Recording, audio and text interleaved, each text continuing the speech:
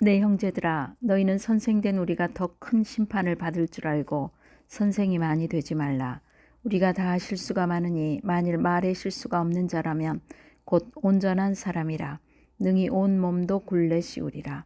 우리가 말들의 입에 재갈 물리는 것은 우리에게 순종하게 하려고 그 온 몸을 제어하는 것이라. 또 배를 보라.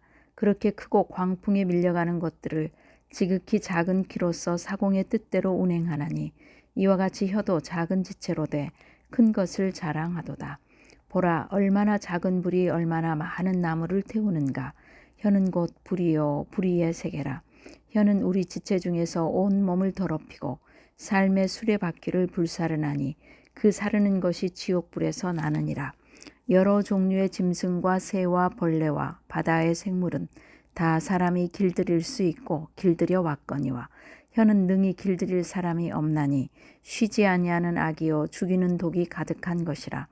이것으로 우리가 주 아버지를 찬송하고 또 이것으로 하나님의 형상대로 지음을 받은 사람을 저주하나니 한 입에서 찬송과 저주가 나오는도다. 내 형제들아, 이것이 마땅하지 아니하니라.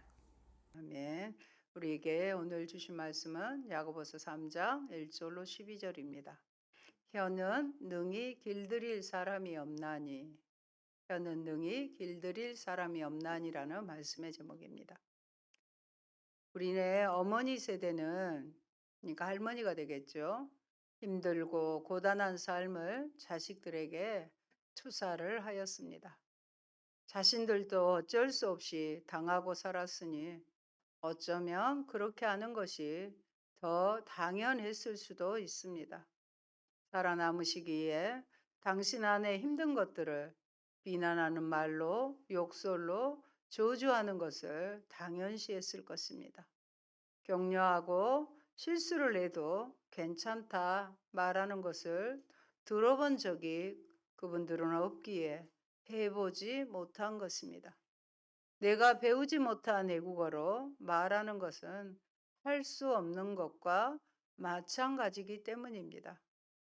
그런데 하나님은 심은 대로 거두시는 분이시기에 우리가 자식들에게 했던 험한 말들을 생각나게 하시면 예수의 이름으로 거둬들이고 취소를 선포해야 합니다.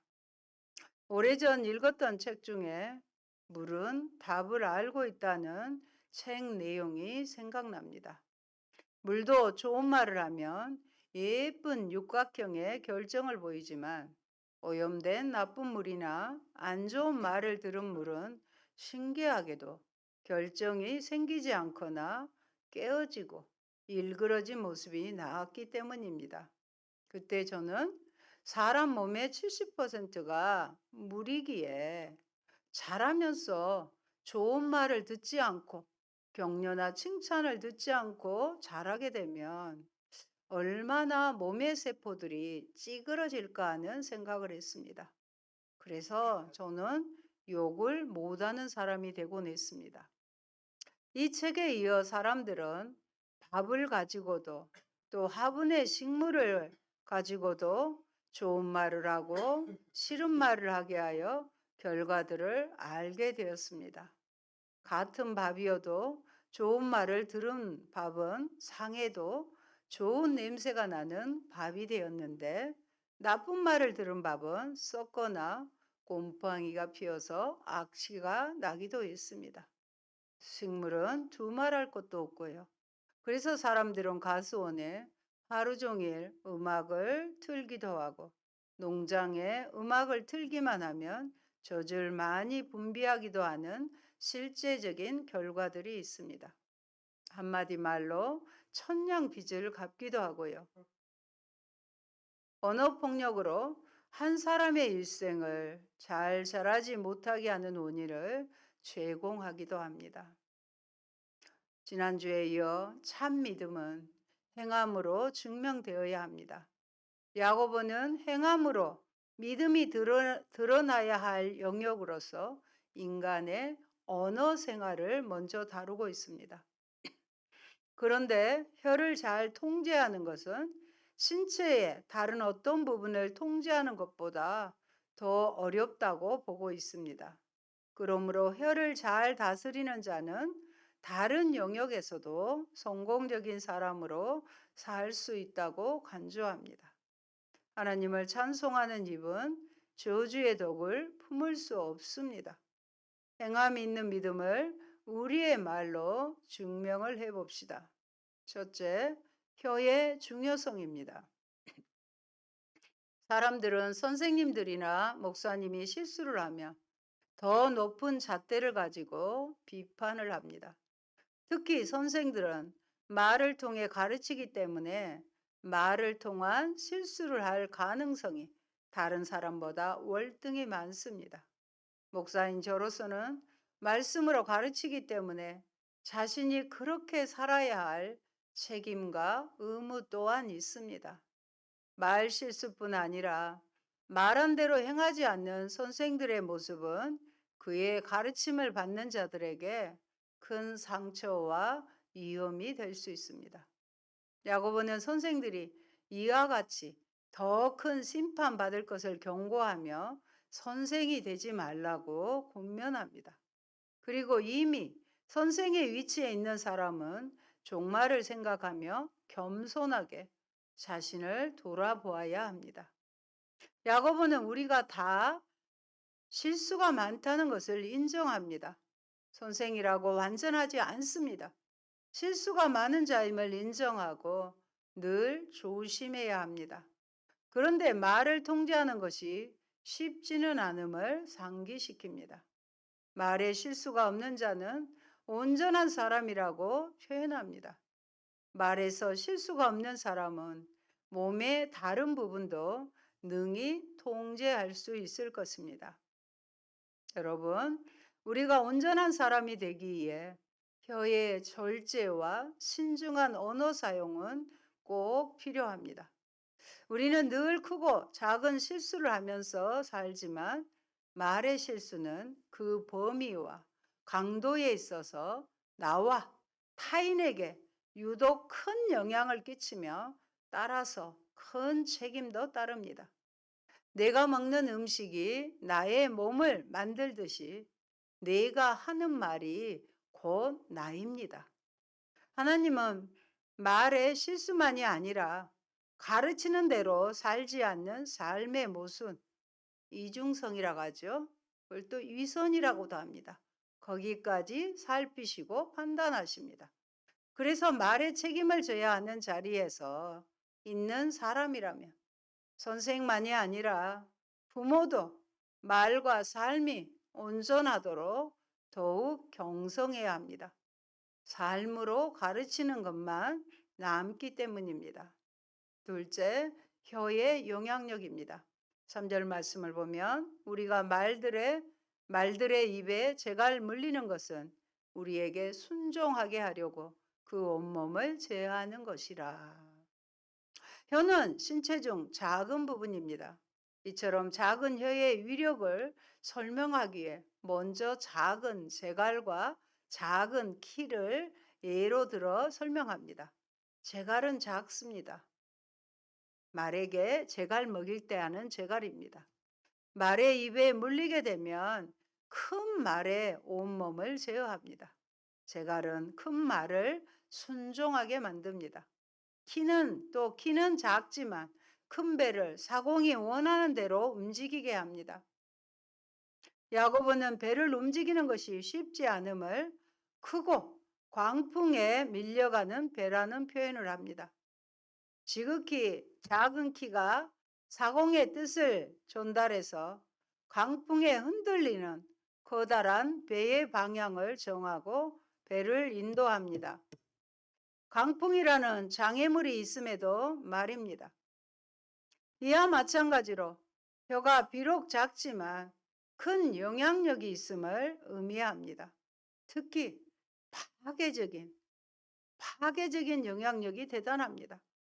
야고보는 작은 물이 큰 숲을 데우는 사실을 언급하며 작은 혀의 영향력을 다시 한번 드러내며 혀의 파괴력을 나타냅니다. 작은 불이지만 큰 파괴력이 있듯이 혀는 비록 작지만 잘못 사용될 때 커다란 화를 가져올 수 있습니다.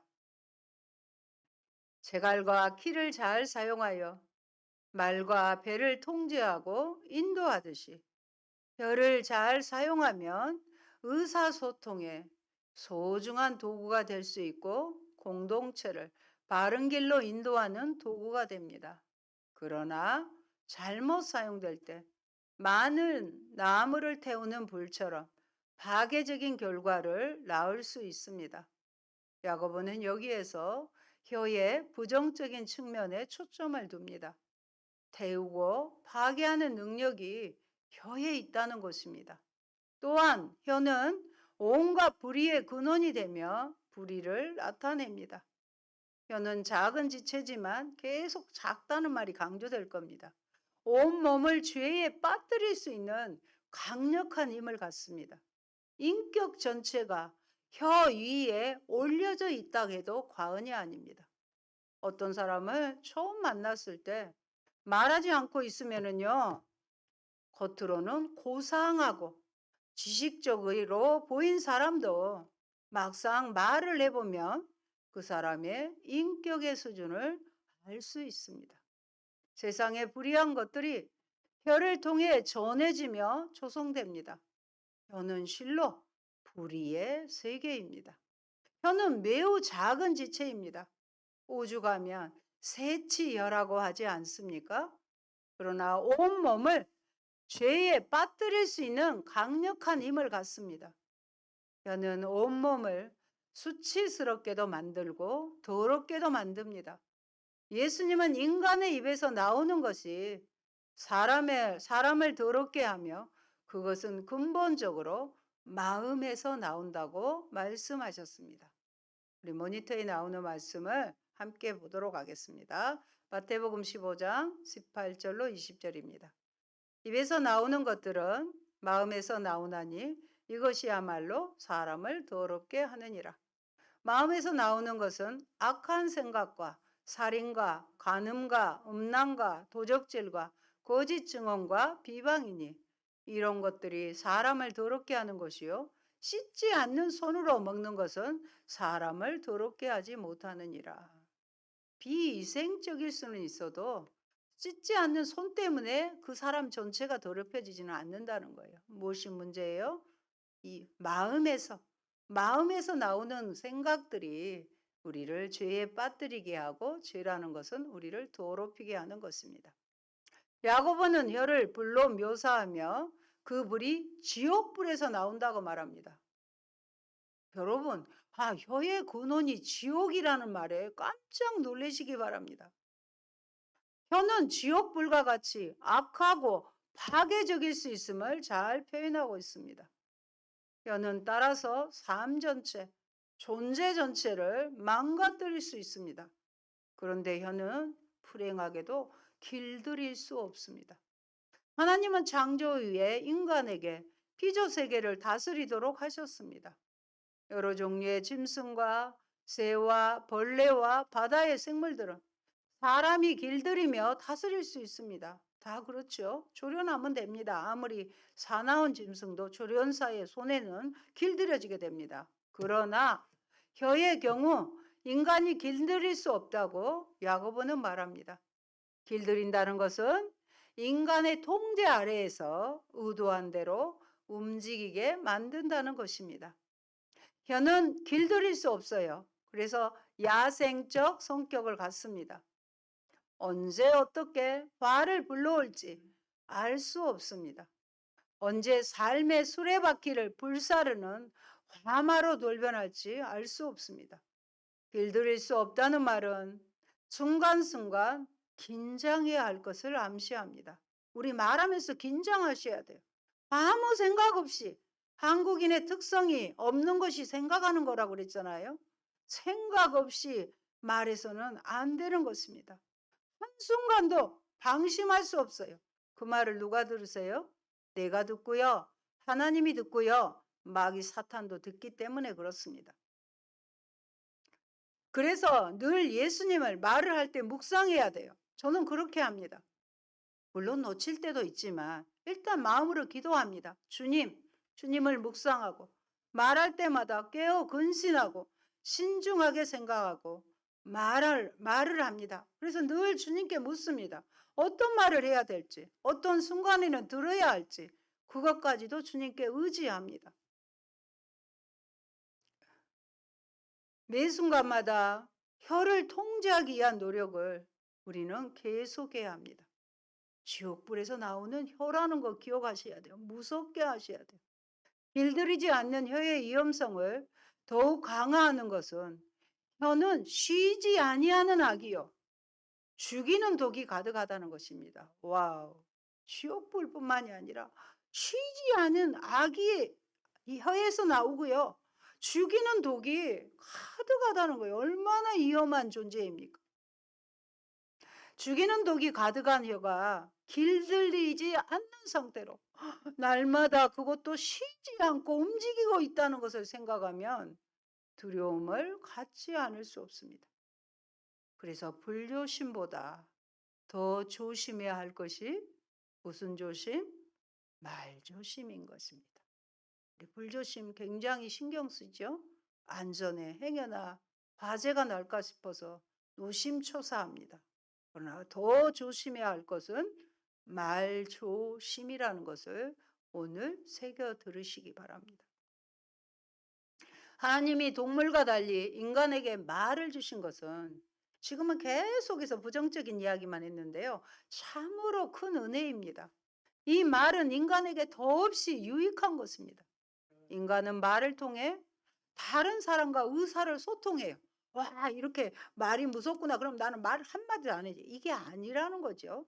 다른 사람과 의사를 소통하고 그럼으로써 놀라운 문명들을 만들어냈습니다. 물론 동물들도 소리로 의사를 소통한다고 합니다만 그것은 인간의 말과는 본질적으로 비교할 수 없습니다.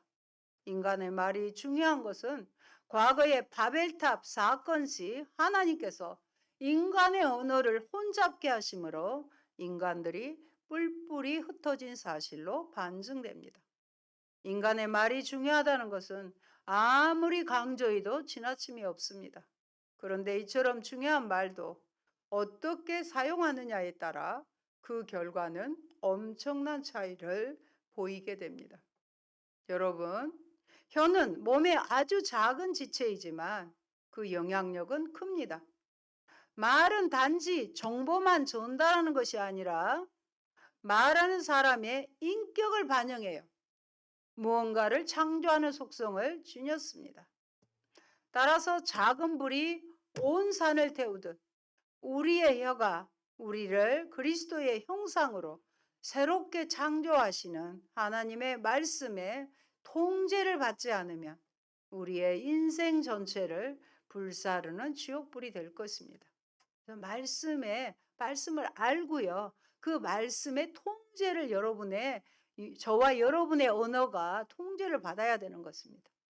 혀는 사람이 자기 힘만으로는 길들일 수 없습니다. 그러므로 말 잘하는 법을 연습하는 법보다 더 중요한 것은 내 속을 말씀으로 채우고 말씀의 지배를 받으며 내가 말씀의 사람이 되는 것이 더 우선시 되어야 합니다. 하나님의 영광을 높이고 다른 사람을 높이는 말을 하여 말을 인간에게 주신 하나님의 뜻에 합당한 아름다운 언어 생활을 하시기 바랍니다. 잠언의 말씀 살펴볼까요? 눈 크게 뜨시고 13장 3절의 말씀입니다. 입을 지키는 자는 그 생명을 보존하나 입술을 크게 벌리는 자에게는 멸망이 오느니라. 입술을 크게 벌린다는 것은 뭐예요? 아무 생각 없이 막 떠들고 다니는 거, 책임도 지지 않는 거, 그런 자에게는 멸망이 온다고 말씀을 합니다. 우리는 이왕이면 이 혀를 가지고 멸망이 아니라 어떻게 사용해야 돼요? 살리는 생명의 역사에 혀를 사용해야 될 줄 믿습니다. 셋째, 조금만 기다리시면 됩니다. 셋째입니다. 일관된 혀의 사용입니다. 일관된 혀의 사용은 그리스도인의 표지라고 할 수 있습니다. 저 사람 믿는 사람인가? 그 사람의 말이 계속 일관적으로 한결같이 나오는 그것이 바로 표지, 사인이 된다는 것입니다. 야고보는 혀의 이중적 사용을 구체적으로 언급하며 이러한 일의 불합리성을 강하게 부각시킵니다. 혀는 성도가요, 우리가 주 아버지를 찬송하기 위한 도구로 사용합니다. 우리는 혀를 사용해서 하나님께 찬양하잖아요. 저는 지금 혀를 사용해서 하나님의 말씀을 전합니다. 찬송은 성도가 마땅히 할 바이며 최고의 일이에요. 최고의 일이 바로 예배잖아요. 기도를 통해 또는 예배 때 성도는 혀를 통해 하나님께 감사하고 하나님을 찬송합니다. 반면에 성도가 혀를 합당하지 않게 사용하는 극단적인 예가 사람을 저주하는 것입니다. 하나님을 저주의 대상으로 언급하지 않고 사람을 저주의 대상으로 언급했어요. 그런데 저주의 대상인 사람이 하나님의 형상대로 지음받은 존재라는 것을 밝힘으로써 사람에 대한 저주는 하나님과도 연관되어 있음을 야고보는 지적합니다. 하나님이 창조한 사람, 하나님의 형상대로 창조된 사람을 저주하는 것은, 언어 폭력을 하는 것은 하나님의 뜻이 아닙니다. 성경은 저주하는 자를 도리어 축복하라고 말합니다. 따라서 성도 여러분, 만일 우리가 진정으로 하나님을 찬송하고 그분을 공경하기 원한다면 그 형상으로 지음받은 인간을 존중하고 사랑하는 법을 반드시 배워야 할 것입니다. 보이는 사람을 사랑하지 못하는 자가 보이지 않는 하나님을 올바로 섬긴다는 것은 애초부터 불가능한 일이기 때문입니다. 요한일서 4장 20절 한 말씀 보시겠습니다. 누구든지 하나님을 사랑하노라 하고 그 형제를 미워하면 이는 거짓말하는 자니 보는 바 그 형제를 사랑하지 아니하는 자는 보지 못하는 바 하나님을 사랑할 수 없느니라. 아멘. 우리 늘 하나님 사랑한다 하잖아요. 근데 우리 눈앞에 보여지는 형제, 우리 가족을 사랑하지 않은 것, 이건 거짓말하는 거예요. 그런 자가 어떻게 하나님 사랑할 수 있느냐? 이거는 이치에 맞지 않는다는 것이죠. 그러므로 우리는 하나님 사랑과 이웃 사랑이 결코 둘이 아니에요. 하나님 사랑과 이웃 사랑이 둘이 아니라 하나임을 분명히 알고 먼저 사람을 사랑하되 특히 인간의 눈으로 보기에 작고 보잘것없는 자들을 더욱 극진한 마음으로 선대함으로써 마지막 날 주님으로부터 넘치는 칭찬과 상을 받는 자들이 되어야 할 것입니다. 마태복음에서도 예수님 마지막 심판 때 어떤 걸 심판해요? 양과 염소의 심판을 하잖아요. 지극히 작은 자에게 한 것이 곧 나에게 한 것이다. 예수님에게 한 것이라고 말씀하십니다. 11절, 12절입니다. 같이 보실까요? 샘이 한 구멍으로 어찌 단물과 쓴물을 내겠느냐. 내 형제들아, 어찌 무화과 나무가 감람 열매를, 포도나무가 무화과를 맺겠느냐. 이와 같이 짠물이 단물을 내지 못하느니라. 기가 막히죠.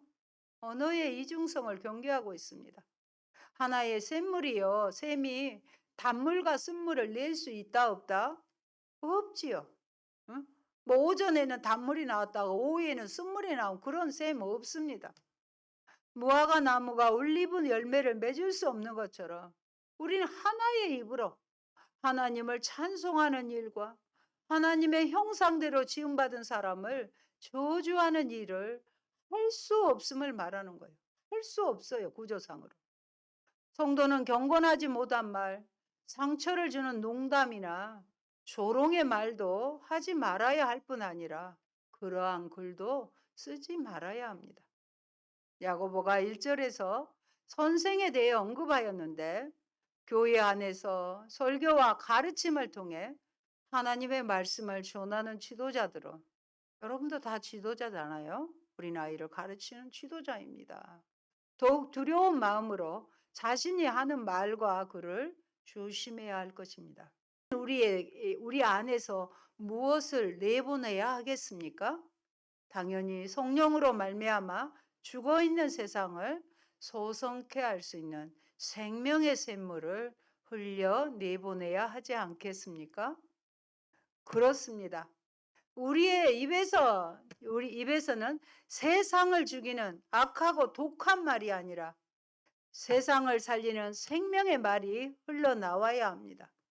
상처받은 자를 위로하고 낙심한 자를 격려하며 절망 가운데 있는 자에게 소망을 주는 말을 해야 합니다. 특별히 우리는 무엇보다도 죽어 있는 심령을 살릴 수 있는 생명과 진리의 복음을 말해야 합니다. 우리 안에 계신 성령을 통해 주시는 하나님의 생명의 말씀을 말해야 합니다. 그리하여 이 세상에 생명수가 차고 넘쳐 강을 이루고 그로 말미암아 이 세상에 풍성한 생명의 열매들이 맺히는 그리스도의 아름다운 푸른 계절이 임하게 해야 합니다. 여러분의 입을 통해, 여러분의 언어를 통해 이 역사가 이루어지기를 바랍니다. 사랑하는 성도 여러분, 샘의 한 구멍에서 단물과 쓴물을 낼 수 없고 무화과 나무에서 올리브 열매를 낼 수 없듯이 한 입으로 찬송과 저주가 나올 수 없습니다. 하나님 형상대로 지음받은 자에게 저주를 쏟아내는 사람에 위해서 나오는 하나님의 찬양이 참된 찬양일 리 없습니다. 내가 무슨 기도를 드리고 무슨 찬양을 하는 것보다 더 중요한 것은 내가 누구인가입니다. 자신의 이해와 상황, 상대방에 따라 말을 바꿀 수는 있어도 우리 마음속에 있는 허위는 거짓은 감출 수 없고 하나님까지는 속일 수 없습니다. 현란하고 종교적인 언어 뒤에 자신을 감추려 하지 맙시다. 정직하고 진실한 말과 삶은 하나님 경외와 이웃 사랑의 진정한 열매입니다. 성령의 전인 우리 성도들은 온전히 혀를 제어하는 성숙한 성도가 되어 늘 선한 말을 하고 복음의 진리와 천국의 생명수로 이 땅을 적심으로써 우리의 삶을 축복의 삶으로 바꾸어야겠습니다. 그리고 세상에도 생명과 평화를 전함으로써 사막과 같은 세상에 오아시스와 같은 아름다운 존재들로 되어야 하겠습니다. 아멘. 좋으신 아버지 감사합니다.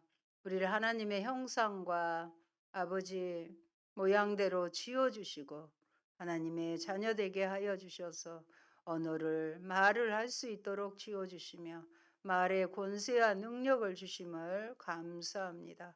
그러나 이 혀는 작은 지체지만 길들일 수 없다고 했습니다.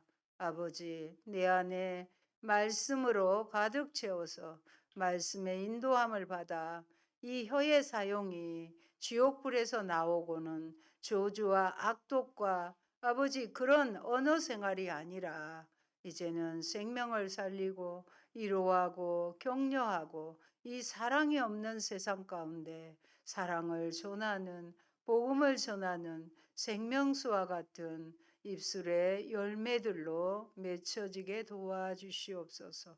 말을 할 때마다 이 말을 주신 하나님께 감사하며 예수님을 바라보며 깊이 생각하면서 아버지 합당한 언어 생활을 함으로 정말로 우리의 인격이 그리스도를 닮아가는 저희가 되게 하여 주옵소서.